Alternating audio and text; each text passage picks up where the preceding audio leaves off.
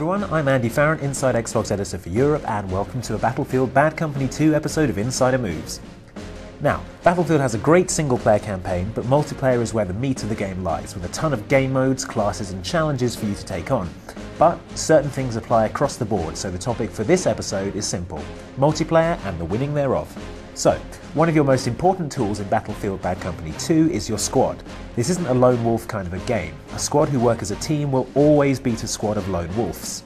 Wolves. Whatever. One of the most important things a squad allows you to do is to respawn on your squad members.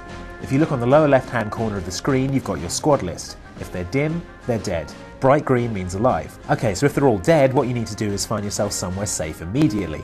Run, hide, cry, whatever. You've got to wait it out until your squad are able to respawn, and then your one cowering coward will become 4 people ready to storm the objective. Unless, of course, the one person who's left alive is hanging back in the UAV. Then everyone shows up at the UAV and has a nice long walk to get back into the action. But I guess we can forgive them, as the UAV is pretty massively useful. The most useful thing you can do with the UAV is provide support from above by marking targets. It's very simple. If you're aiming at a target, all you have to do is press the back button. A little orange arrow will appear over their head. Not so useful for you can already see them, but massively useful to your team. Not just your squad, but your entire team at large. All 11 other players will be able to see that enemy as well. When you're marking, go crazy. Mark as many people as you can see, because if anybody on your team kills an enemy that you marked, you're going to get points for that kill. Okay, next up we're going to talk about smoke. First up, you should be using smoke grenades anyway, because the smoke effect is beautiful, and DICE obviously spend a lot of time getting it to look right, but that's by the by. When used for its intended effect, smoke can be incredibly useful. Using the assault kit, which comes with 2 smoke grenades, you can fire one out, then fire the second out ahead of it, and basically create a smoke trail from the point where you are to the point where you need to be, then move cat-like through the smoke undetected by everyone.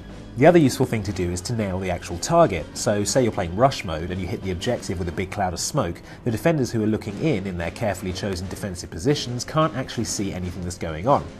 Sure, they can still fire into it, it's smoke, not a force field, but they can't get a clear line. Now, it's tempting to always go for arming the crates, but as you've probably found out by now, that's a good way to get immediately shot in the head. This is where smoke is your friend.